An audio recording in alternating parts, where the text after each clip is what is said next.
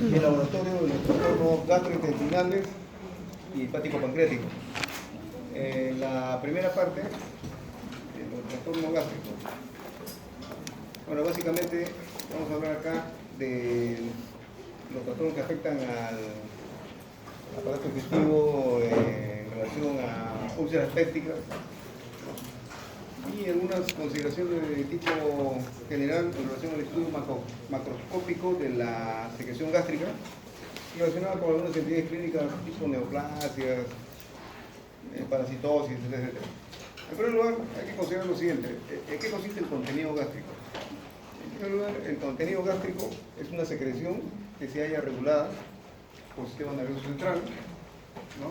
Una reacción que podemos llamar controlada por el nervio vago, sustancias químicas, ¿no? Relacionadas con el intestino delgado y de tipo hormonal, ya relacionada específicamente con secreción de mucosa gástrica. El contenido gástrico en condiciones, podríamos llamar de ayunas, consiste en un líquido, ¿no? De tipo incoloro, alrededor de 50 a 80 mililitros de volumen. Si esa muestra nosotros la centrifugamos, fácilmente se van a desprender tres capas bien reconocidas. La primera capa es una capa mucosa, ¿no? La intermedia es una capa opalescente, ¿no? Y por último, en el fondo se ubica el sedimento, donde están los elementos celulares, ¿no? Algunos elementos formes que se pueden encontrar también en el contenido gástrico, ¿no? Y hay que recordar que las células que recubren la mucosa gástrica, fundamentalmente hay que fijarnos en dos: las células parietales y las células principales. Las células parietales como secretoras de ácido clorhídrico, de factor intrínseco, que vamos a ver más adelante su importancia, relacionada sobre todo cuando hay déficit con la anemia perniciosa. Hay un complejo mucoproteico alcalino, ¿no? Que recubre la superficie gástrica, secretada por las células mucosas. Y por último, la pepsina, que siempre se secreta bajo la forma de un precursor llamado pepsinógeno, a cargo de esta secreción de las células principales, ¿no? Finalmente tenemos que recordar también que hay electrolitos como el sodio, el potasio, el calcio, el fósforo, ¿no? Y en relación al sedimento, ¿qué podemos encontrar en el sedimento gástrico? En primer lugar, restos alimenticios, que no han sido digeridos obviamente. Algunas células epiteliales muy escasas, ¿no? No es posible encontrar orgánulos nucleares ni hematíes en condiciones normales. Algunas patologías sí nos van a señalar la ruta que debemos seguir para hacer el estudio desde el punto de vista etiopatogénico, en caso que lo encontremos. Importante recordar que el ácido clorhídrico va a transformar la hemoglobina en una sustancia oscura, ¿no? El ácido hematín, ¿no? En color marrón. Bien. También recordar la hipomotilidad en casos de obstrucción pilórica o en el síndrome de Sullivan-Ellison va a conducir a un incremento en el volumen. En otras palabras, cuando tengamos un volumen incrementado de secreción gástrica, sospechar en estas dos posibilidades fundamentalmente. En cambio, la hipermotilidad, a la inversa, nos va a disminuir este volumen. Alteraciones que podemos encontrar en el color de la secreción gástrica: recordar la bilis, por ejemplo, ¿no? Nos va a dar una tonalidad amarillo-verdosa. La sangre puede ser roja, rutilante, lo que indica que no ha sido digerida, ¿no? Y en caso que así lo haya sido, ya toma una coloración marrón, ¿no? En cuanto a la composición, hay un incremento del moco en la gastritis, ¿no? Y en la obstrucción pilórica. El ácido láctico va a dar un color amarillento verdoso. Bien, en cuanto a la acidez gástrica, miren, todavía se sigue utilizando estas pruebas de laboratorio llamadas de titulación, de acidez de titulación, ¿no? Se considera una titulación basal y después una secreción máxima, ¿no? Y la relación que hay entre la basal y la secreción máxima.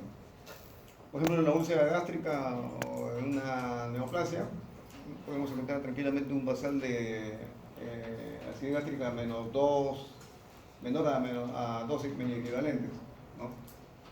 En la úlcera duodenal, úlcera gástrica o también en condiciones normales, es posible encontrar de 2 a 5 miliequivalentes como una acidez gástrica basal y un máximo de 1 a 20 miliequivalentes, lo que da una relación basal máximo de entre 20 a 40%. La úlcera duodenal va a estar siempre relacionada con una situación de acidez gástrica mayor a 100 miliequivalentes, ¿no? Y la máxima entre 20 a 35 miliequivalentes.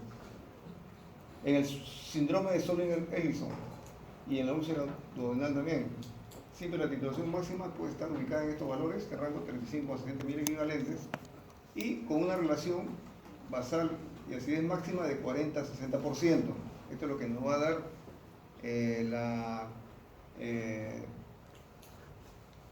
la orientación a determinar si estamos ante un síndrome de Soling-Ellison, ¿no?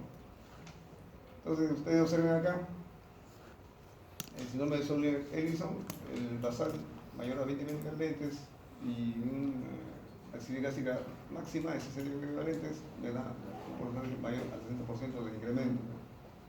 Ahora, en relación a la predictibilidad, las probabilidades de que tengamos una úlcera gástrica. Probable, mayor a 35 miliequivalentes. Muy probable, mayor a 45. Bajo riesgo. O sea, ya no estamos hablando de probable, sino de bajo riesgo. Menor a 11 miliequivalentes. Bien, otras pruebas de laboratorio que también pueden ayudar a determinar, ¿no?, la función gástrica, relacionándonos siempre con la probabilidad de que el paciente haga una úlcera gástrica, está en el estudio de la gastrina, ¿ya?, que es secretada por las células G, ¿no?, las glándulas pilóricas en el ano, y las células D en el páncreas. Bien, aquí es importante recordar que se puede encontrar una gastrina elevada, ¿no?, pero sin alteración en la secreción gástrica, ¿no?, en la anemia perniciosa, neoplasias, en la gastritis atrófica, pseudocromocitoma. El estudio de esta prueba de laboratorio, que es una hormona, se hace por dosaje, ¿no?, de cromatografía, radioinmunoanálisis, ¿no? Los valores normales oscilan entre 20 a 100 picogramos por mililitro. Digamos.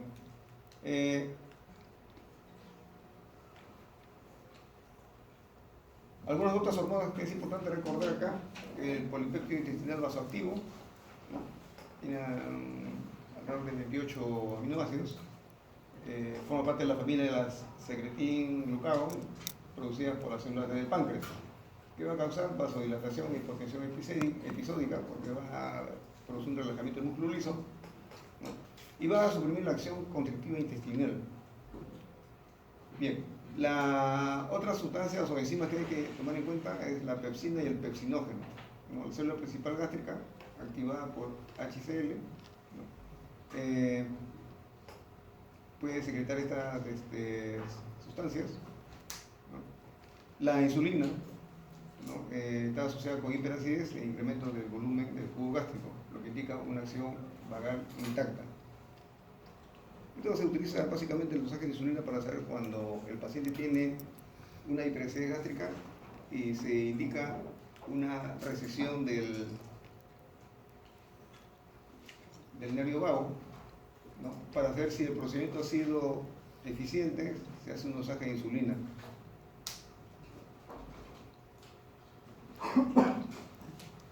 Bien, la clasificación de la gastritis.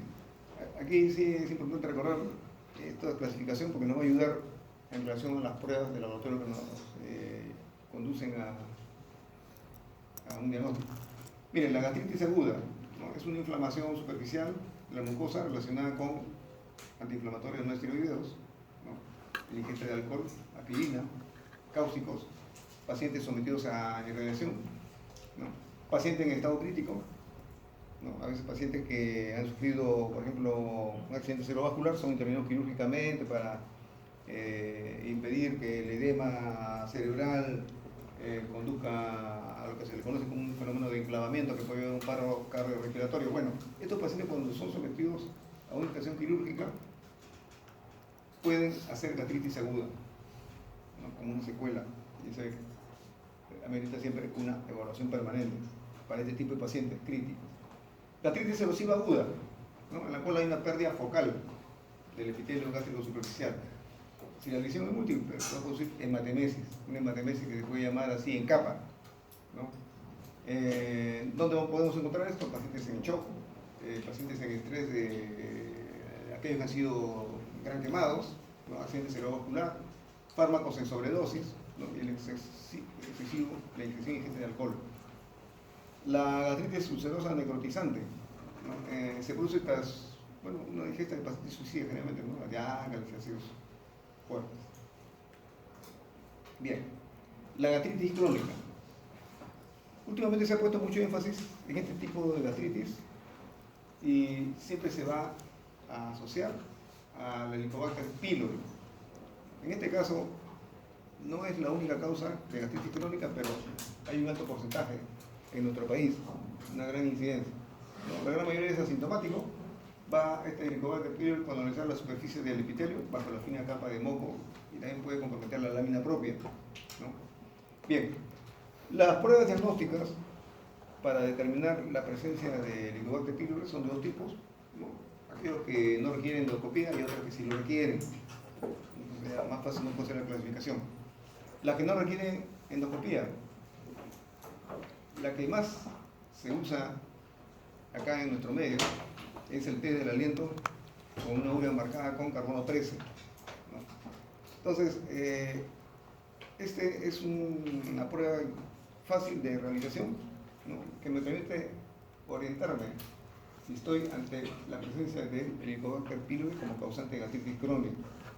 Pero también hay estudios inmunoserológicos, ¿no? Anticuerpos séricos de inmunoglobulina M, IgG, inmunoglobulina A, etcétera, etcétera, que me pueden también orientar si está relacionado contra alguna proteína del patógeno del Helicobacter pylori. Bien, los antígenos también se pueden detectar en heces, ¿no? Pero en este caso el estudio está indicado por esta prueba molecular, ¿no? La reacción en cadena de la polimerasa, que nos detecta cantidades mínimas, ¿no? De antígenos que pueden estar presentes en ese y que las pruebas del laboratorio tradicionales o convencionales no las pueden detectar.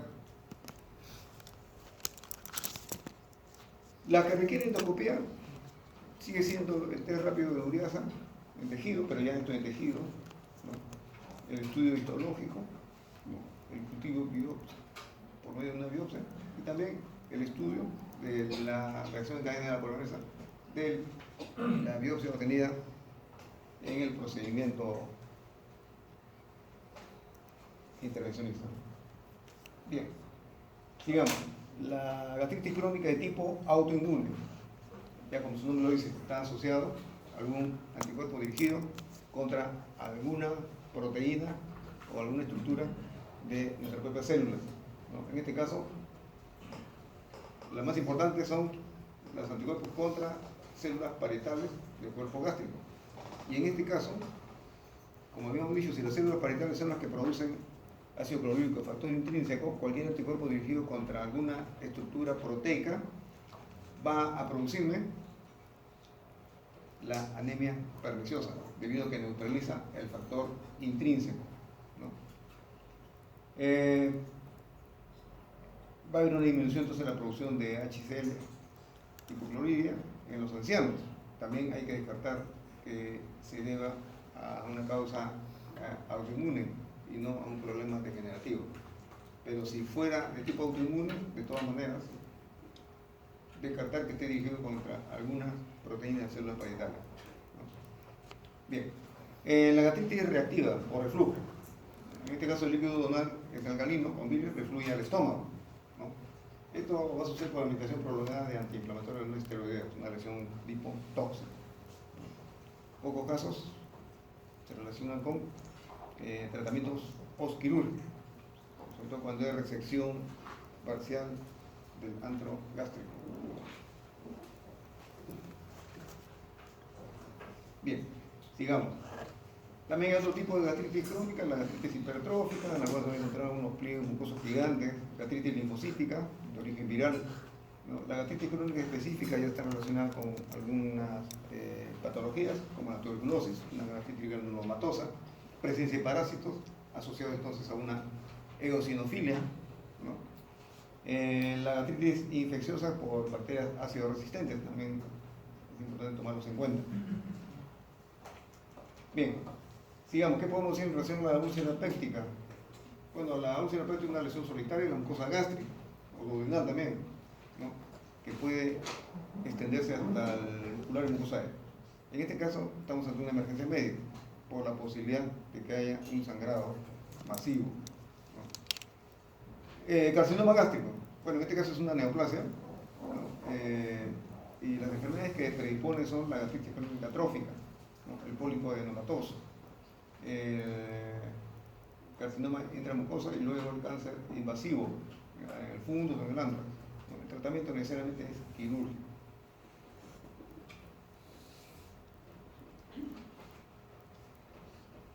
Bueno, acá solamente para que conozcan ustedes cómo es que la función pancreática también está íntimamente relacionada con la secreción que pueda existir a nivel del duodeno, que puede influenciar sobre el antro gástrico.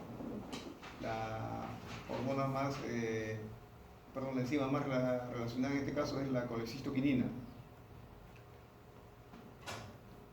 Casualmente, rápidamente después vamos a hacer un estudio más definido en relación al laboratorio.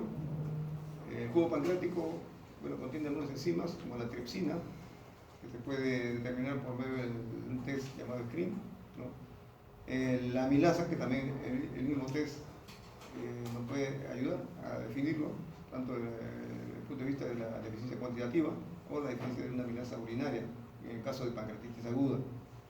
La lipasa también es otra prueba, otro componente que se puede estudiar para determinar la composición del jugo pancreático. En relación al test de estimulación de secretina y pancreosinina, es importante acá también considerar este test de estimulación hormonal, ¿no? En el caso de la secreción pancreática se mide después de inyección endovenosa de pancreosinina y secretina. Entonces, simultáneamente hay que empezar a dosar amilasa y lipasa. Y nos puede dar una idea de lo que puede estar pasando con el conducto pancreático, ¿no? En fin, eso es importante entonces la determinación de secretina y pancreosinina para ver la viabilidad del conducto pancreático. Bueno, acá solamente para una especie de correlación entre el test post pancreosimil y el post secretina. El primero a los 10 minutos, el segundo a los 60. Este es el volumen que se puede encontrar del aspirado duodenal, ¿no? Tanto en la primera prueba como en la segunda. El bicarbonato, observen los valores, cómo van cambiando, ¿no?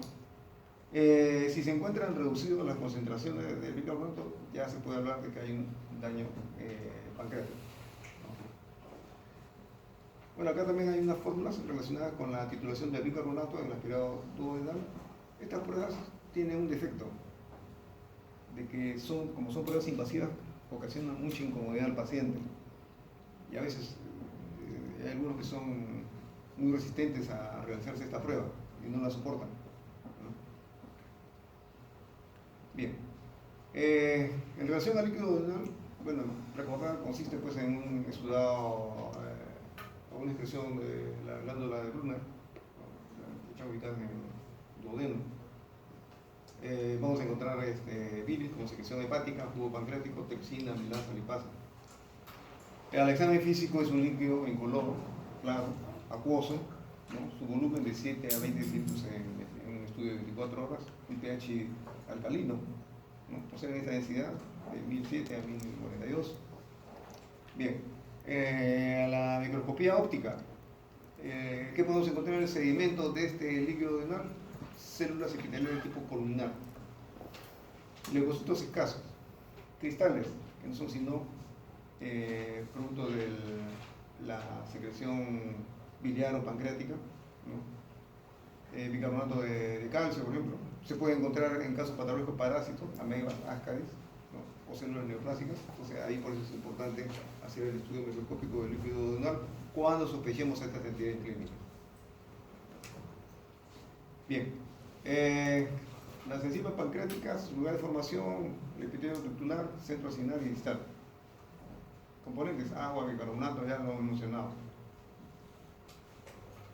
Bueno, acá también hay algunas enzimas importantes que hay que recordarlos, ¿no? Enzimas lipolíticas, lipasa, fosfolipasa, colesterol, esterasa, ¿no? Lipoproteína lipasa, endopeptidasas, tripsina, quimiotripsina, elastasa, collagenasa, es lo más importante. Las nucleasas, ribonucleasas, desoxirribonucleasas.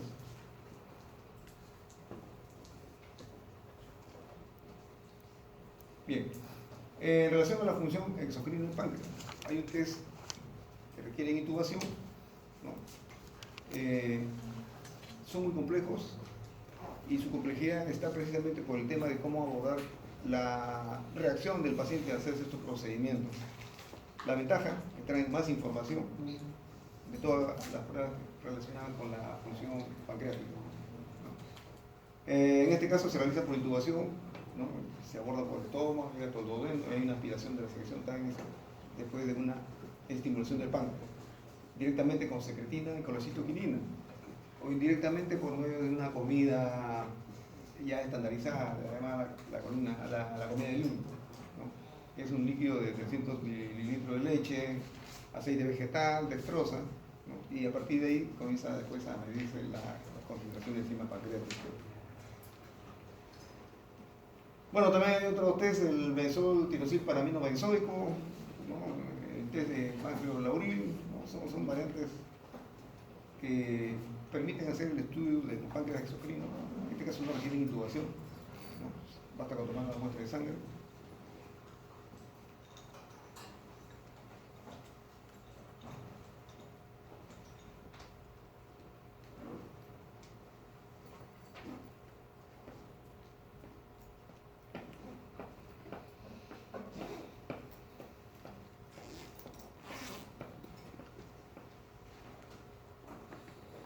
Bien, también tenemos que hacer un estudio en relación a la mala absorción. Ya hemos visto cómo las enzimas pancreáticas, lipasa, milasa, etcétera, etcétera, nos pueden ayudar a definir la función pancreática por medio de las pruebas específicas que le he mencionado. Sin embargo, también hay algunas pruebas que indirectamente nos pueden llevar a sospecha. Partiendo del cuadro clínico, nosotros podemos también hacer un estudio hematológico. Ya hemos visto cómo la anemia, por ejemplo, ¿no? De tipo pernicioso, ¿no? Se va a caracterizar por una macrocitosis, ¿no? Si es que hay déficit de vitamina B12, y si hay déficit de hierro, bueno, estamos hablando de anemia microcítica, ¿no? Es importante también pedir entonces niveles de concentración de B12, folato, ferritina sérica. El aumento del tiempo de protrombina ya me está hablando ya de algún trastorno a nivel de función hepática, ¿no? Estudios bioquímicos, dosaje de concentración albúmina, ¿no? A ver, establecemos si hay una hipoluminemia, hipotransferrinemia.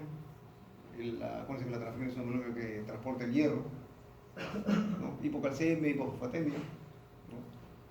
El aumento de fosfatasa alcalina, que ya me está hablando de lesiones a nivel del conducto biliar, ¿no? Otros datos analíticos que me pueden ayudar: determinación de inmunoglobulina A en suero y en saliva, que me puede conducir a definir si hay déficit de inmunoglobulina A. Por si acaso, la inmunoglobulina A es una inmunoglobulina que se puede encontrar tanto en la saliva como en el suero.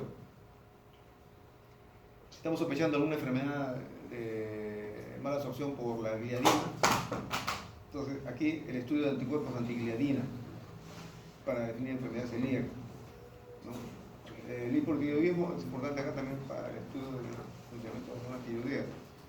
Autoanticuerpos, en este caso estamos hablando de anticuerpos antinucleares o anticentrómeros en el paciente con esclerodermia. El examen de heces, ¿en qué nos ayuda? Estamos hablando de repente de un trastorno de la digestión de las grasas, obviamente que esta se puede estar eliminando en mayor concentración en las heces. Y en relación al estudio del lipasa versus amilasa, lo que hay que recordar es lo siguiente: ambas pruebas son importantes. Sin embargo, cuando uno quiere determinar después de 24 horas, ¿no?, la sensibilidad versus la especificidad, la lipasa es la que más nos va a ayudar, porque tiene mayor sensibilidad y mayor especificidad. Observen ustedes, amilasa 82% y especificidad 91%. La lipasa 94% y especificidad 96%. Un poco para aclarar estos conceptos. Miren, la sensibilidad, lo único que me está indicando es la probabilidad que el paciente realmente se encuentre con el trastorno pancreático, ¿no? Y entonces es la probabilidad que me salga positivo, ¿no? En cambio, la especificidad es la probabilidad de que el paciente realmente esté sano y la prueba me salga negativa, ¿no? Entonces, acá, si ustedes se dan cuenta, por ejemplo, la especificidad está más elevada en la amilasa comparada con su sensibilidad, lo que me indica que esto es mucho más específico, ¿ya?, para las primeras 24 horas.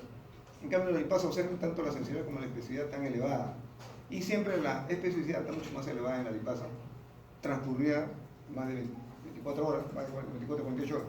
Por lo tanto, esta todavía se puede mantener como un criterio de valor predictivo positivo.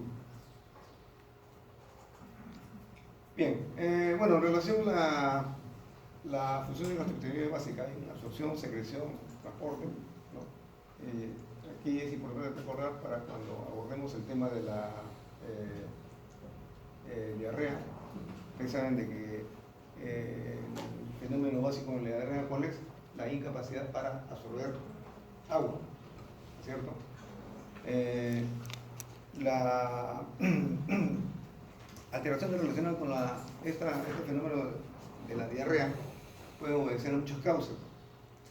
Una de ellas, por ejemplo, la presencia de algún componente que arrastre agua y por lo tanto impida que haya la absorción. O la otra, puede haber un trastorno que esté llevando a que los enterocitos comiencen a más bien secretar agua. Entonces estamos en un problema de secreción, ¿no? Y por último, estamos hablando del otro problema del transporte de agua. De repente estamos en un problema de hipermotilidad, ¿no?, de tal manera que el movimiento del agua no permite su pasaje por un tubo digestivo con motilidad acelerada, no permite la absorción. Finalmente, es importante recordar que una mucosa dañada va a dificultar el mecanismo de absorción. Bien, la definición entonces de diarrea es una deposición mayor de 200 gramos en 24 horas, ¿no?, de consistencia disminuida. Frecuencia, bueno, la normalidad de 3 por semana, 3 por semana o 3 al día. La composición normal de una deposición: agua 60-85%, fibra 7-20%, masa bacteriana 7-20%. Una alteración en esa composición a favor de un incremento de agua es lo que me va a conducir a la presencia del fenómeno diarreico. Bien, observen ustedes acá, dependiendo del segmento en que nos encontremos, miren cómo va variando la concentración de agua, sodio, potasio, cloro. Observen el duodeno cuánto hay en 24 horas, cuánto de agua, ¿no?, y los solutos que lo componen. Pero observen ya en el colon, se reduce de 8.000 a 1.500 mililitros en 24 horas, ¿no? De igual manera el sodio, el potasio y el cloro. Significa que en el trayecto del duodeno al colon ha ido absorbiéndose agua y sus respectivos solutos. En la deposición sigue disminuyendo la composición del agua y es posible encontrar 100 mililitros en 24 horas. O sea, mire del colon cuánto ha absorbido de agua para llegar a esta concentración en la deposición, ¿no? No solamente agua, sino también los solutos. Bien, solamente para observar cómo hay una relación entre la absorción de los diferentes solutos junto con el agua. Bien, la clasificación de la diarrea, como ya lo he mencionado: alteraciones en la absorción, estamos hablando de una diarrea osmótica, ¿no? El ejemplo típico es empleo de catárticos, eso nos está llevando a una diarrea osmótica. Alteraciones en la secreción, entonces ya es una diarrea secretora. El ejemplo típico: el cólera.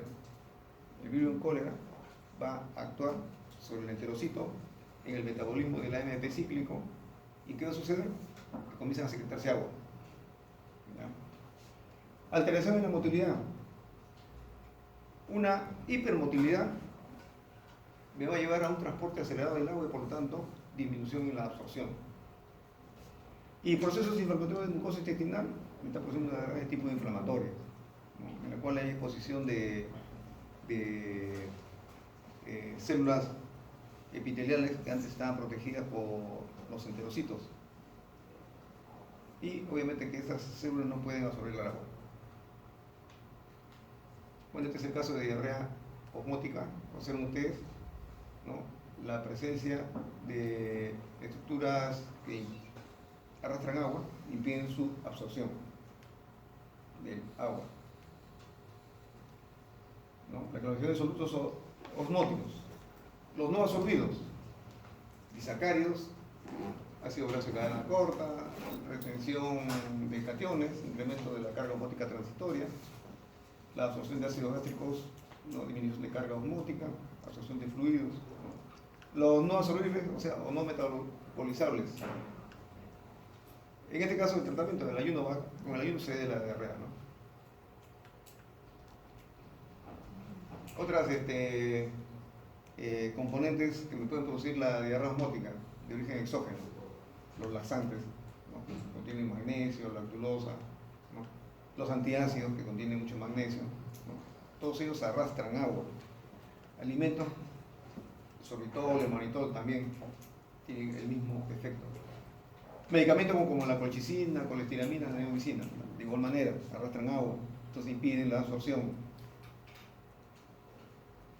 La diarrea secretora, ya les mencioné que en la diarrea secretoria el elemento más importante es el Vibrio cólera, ¿no? Que va a alterar el funcionamiento del AMP cíclico.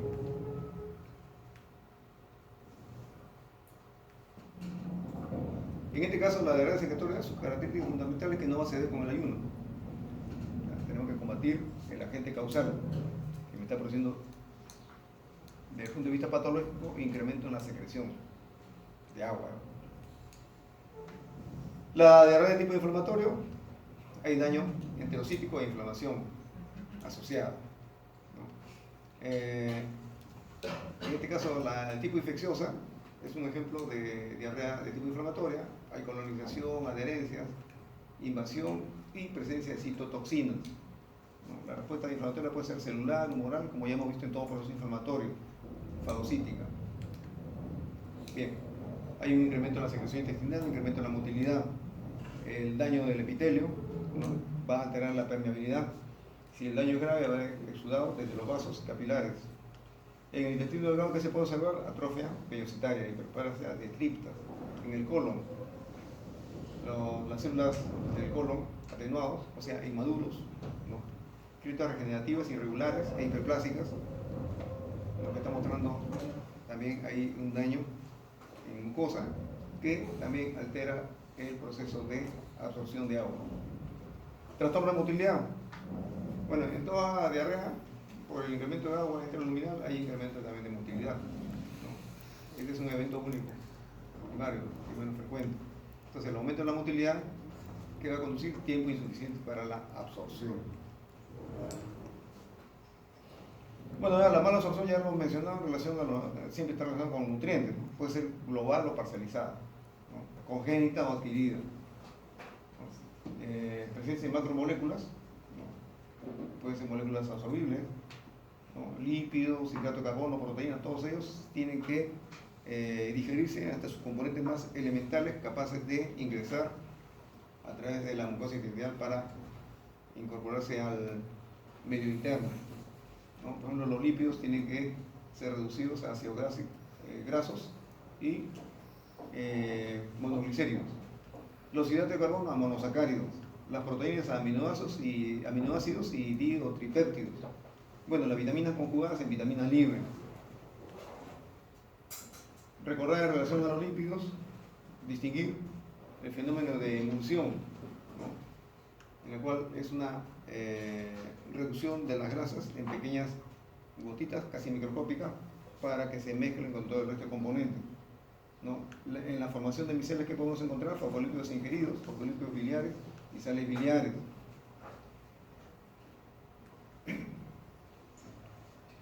Bueno, acá solamente para mencionar cómo el lípido se organiza en un kilomicrón, de tal manera que pueda ser absorbido y pasar a la circulación linfática.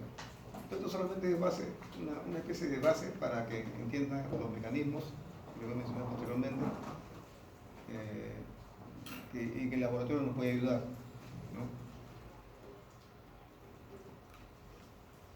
La mala absorción de lípidos me conduce a esteatorrea, o sea, incremento en concentración de grasas en heces. En relación a la digestión de hidrato de carbono, observen ustedes cómo el almidón tiene que ser reducido a oligodisacáridos, la sacarosa en glucosa y fructosa, la lactosa por intermedio de la enzima lactasa en glucosa y galactosa, la maltosa por intermedio de la enzima maltasa en glucosa y 2 moléculas de glucosa. Bien, mecanismo fisiopatológico de la mala absorción de hidrato de carbono, deficiencia de amilasa pancreática, encabeza la lista.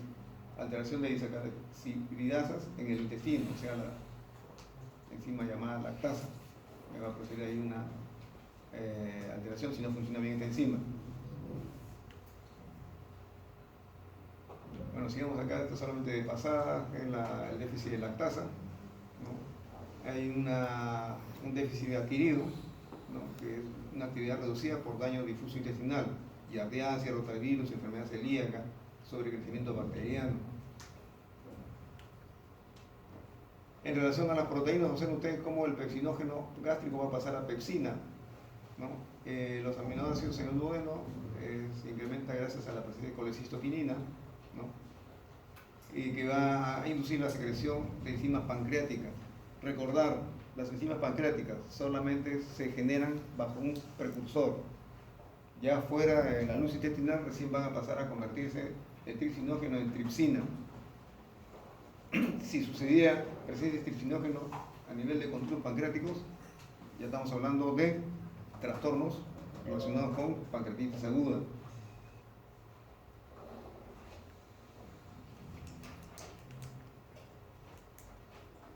En relación a la mala absorción de proteínas, los mecanismos fisiopatológicos más importantes: alteración de secreción de proteasa pancreática, alteración de activación de esta proteasa, alteración de la superficie absortiva.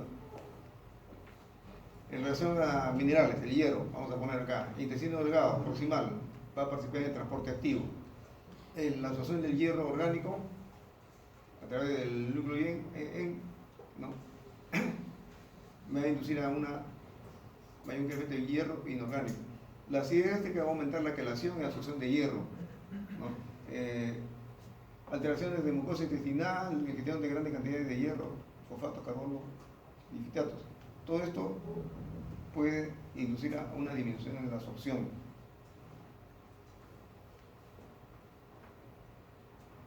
En relación a la enfermedad celíaca, que es un trastorno relacionado con mala absorción de esta proteína, la gliadina, es una enfermedad que está mediada por una reacción inflamatoria de tipo inmune.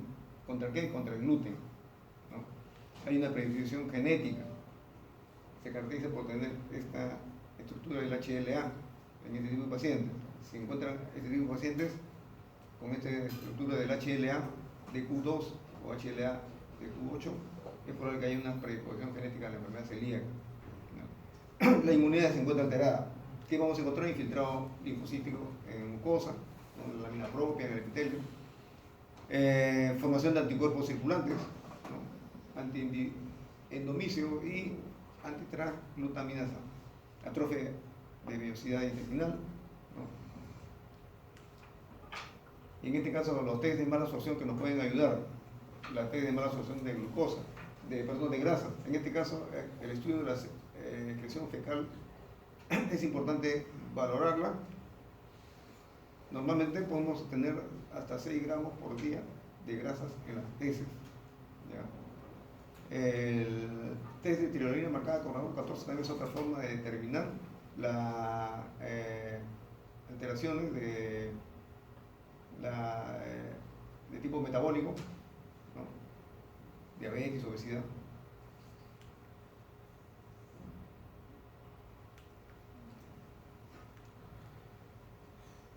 La mala absorción de proteínas, determinación de nitrógeno fecal, procedimiento muy laborioso también.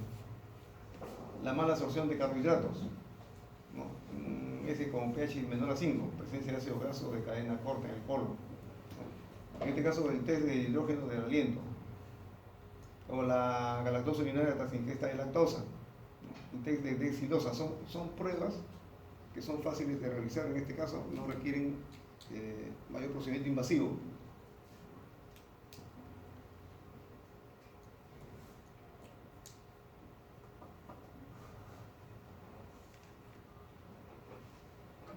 Otra prueba de laboratorio, el test de Chilling. Bueno, en este caso ya ustedes lo deben conocer, ¿no? Para determinar la mala absorción de vitamina B12, ¿no? Y establecer un diagnóstico diferencial. Si el paciente está mal alimentado y por lo tanto tiene un déficit de vitamina B12, obviamente que el test de Chilling puede salir normal, pero si el problema es de tipo autoinmune, ¿no? Entonces hay un problema acá del factor intrínseco. Algún anticuerpo dirigido contra el factor intrínseco impide la absorción de vitamina B12. Entonces el test de Chilling me puede ayudar en este caso, ¿no? Bien.